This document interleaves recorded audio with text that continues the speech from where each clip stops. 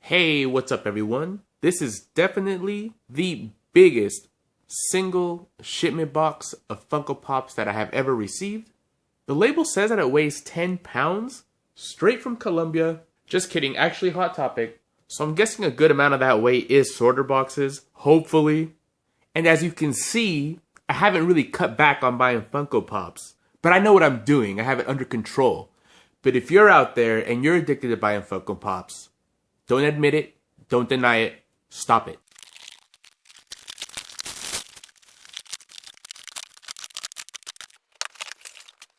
And the first one here is this new and improved Iceman. This is the 80 years version. And this guy does look really cool. I've been wanting to take a close look at this guy since he was announced. And they did a totally awesome job with this new Iceman. Really like the ice slide, how it trails off like that. Sculpted so well, painted really, really nicely. And I think the problem with the original one was that, you know, the Marvel ones are bobbleheads.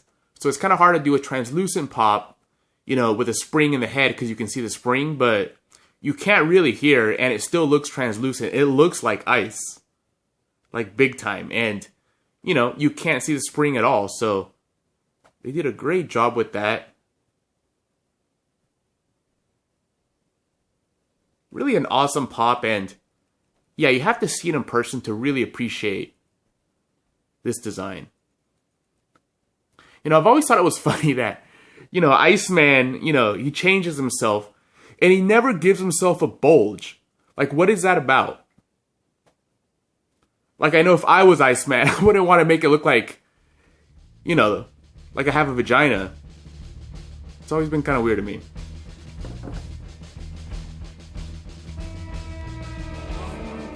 Whoa, what the f? And here is King Zog. Looking really good. I've talked about the Disenchantment Pops before, but yeah, I think they're some of the best of the year. They really did a good job with these characters in pop form. Look just like the animated show, and also like Pops. Really impressive. And here's Bro Thor. I didn't even realize they called him Bro Thor. But yeah, I'm definitely glad I waited on the first one that kind of looked like the Big Lebowski, because you couldn't really tell that was Fat Thor in that. But this one you can. Like, you can distinctly see his belly there. And I like that he's holding the pizza, the pajama pants. I think this is a way better representation of, like, this slacker version of Thor. It looks way better. And it was such a funny scene. Like, I usually hate when people yell things out in the movies, but when Fat Thor first comes into frame, there was a guy, and right at the perfect moment, he yells out, "God damn!" You know, and it was exactly like how everybody was feeling, I guess, because everyone started really laughing, and it was really funny.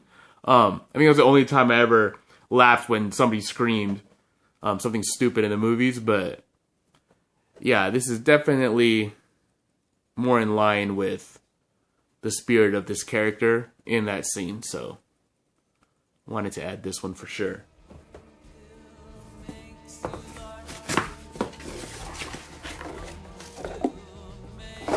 And this is one that I am totally surprised that they made. Iggy Pop. I am not sure how popular Iggy Pop even is. Really liking that box art there. I like when they put a blurb on the back, but this is pretty cool.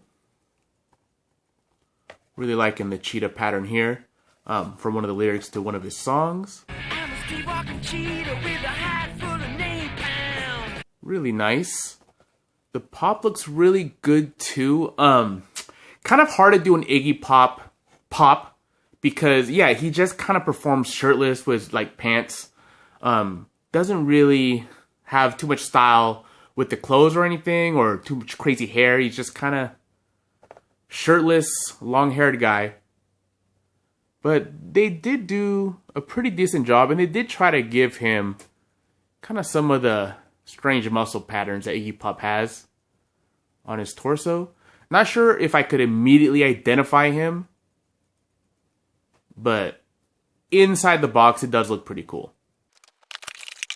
And here is evil groundskeeper Willie, inspired by Freddy Krueger. See, you can see the sweater there. And this is from the New York Comic Con. Sometimes Funko, when they mold in the beards, the paint job can be really sloppy, but it looks like they've really improved that. Looks really nice, super clean, like surprisingly clean. You'd think that a pop like this with eyebrows and sideburns and mustache and beard molded in would have a really sloppy paint job, but it doesn't. Very nice job.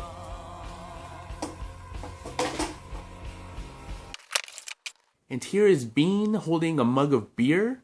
And I think this one is better than the exclusive. Isn't pictured here, but the exclusive is her in the gown and it's all muddy. I like it too, but I definitely like Bean with the mug. Another great Disenchantment pop. Now this is a line I was very excited about, the original X-Men. Here's Marvel Girl, who later becomes Jean Grey. Well, I guess she's always Jean Grey. But yeah, really liking that original costume on these original X-Men. And look how cool this guy looks. There's several different Rob Zombies they can make. Really liking this one though, looking very, you know, Charles Manson-ish. But lots of great detail on this one. Awesome box art. Definitely a highlight now in my Pop Rocks collection. Baron Samedi, the Voodoo Priest from Live and Let Die. Box art could have been a little nicer on the 007 Pops. This looks like, I don't know, like some generic DVD menu from like the late 1990s. I like this though. But yeah, really cool pop. This is one of the ones I wanted when I made a video about some of the pops I wanted in the future, and I was talking about 007. This is one of the characters I wanted. Not the best henchman ever, but his look is very memorable. And yeah, looks great as a pop. And here's a Pierce Brosnan James Bond with the long silencer on his, what is it, PP7? Big PP, well done. Definitely one of my favorite Bonds and one of my favorite movies in general. I love GoldenEye. Definitely wanted to add this guy.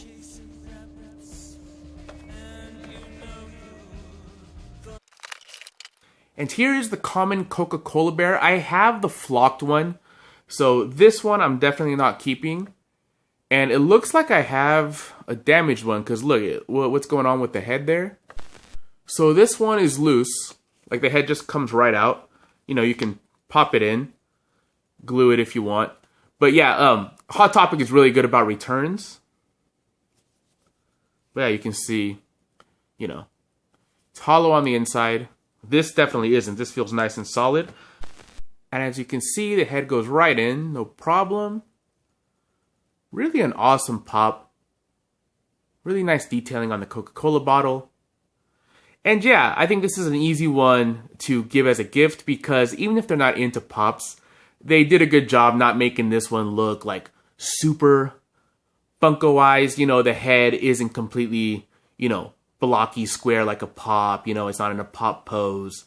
It's got texture and fur. It's got a nose and mouth. So I think this is a nice representation of the polar bear mascot, and I think anybody can really appreciate it. And here is yet another Angel pop. Maybe one of the least popular X-Men to have, I think, 3 different Funko Pops now. But yeah, he was part of the original team. Kind of a boring character to me. He was never one of my favorites until he became Archangel, but by then he's a totally different character. But the original is just a guy with big wings. In fact, I think the big wings would be actually detrimental to him, you know? Like, what's he gonna fly around? You can just pick him off really easily. Like, indoors. It's got to get in his way. I don't know. Kind of dumb when you really think about it. But he is part of the original X-Men, and I like this flying pose that he's in. And here is the original Beast. Yeah, he wasn't covered with blue fur. Originally, that was like an accident when he was doing some kind of experiment.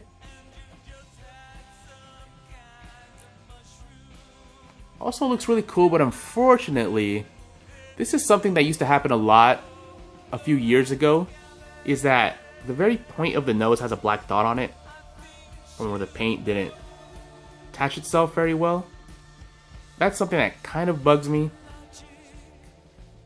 Most people wouldn't notice that, but that's definitely something I don't like.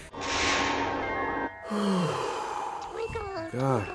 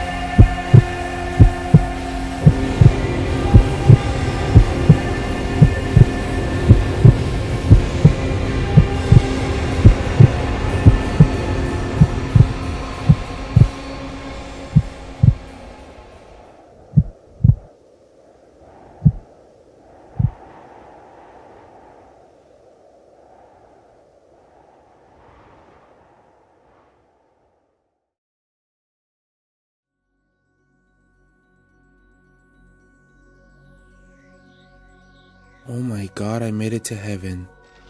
Charge it now. Clear!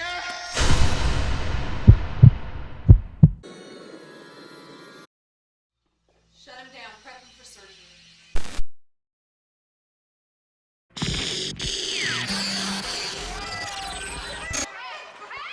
No! No, I was in heaven! No, they saved me! No! I want to go back! I want to go back!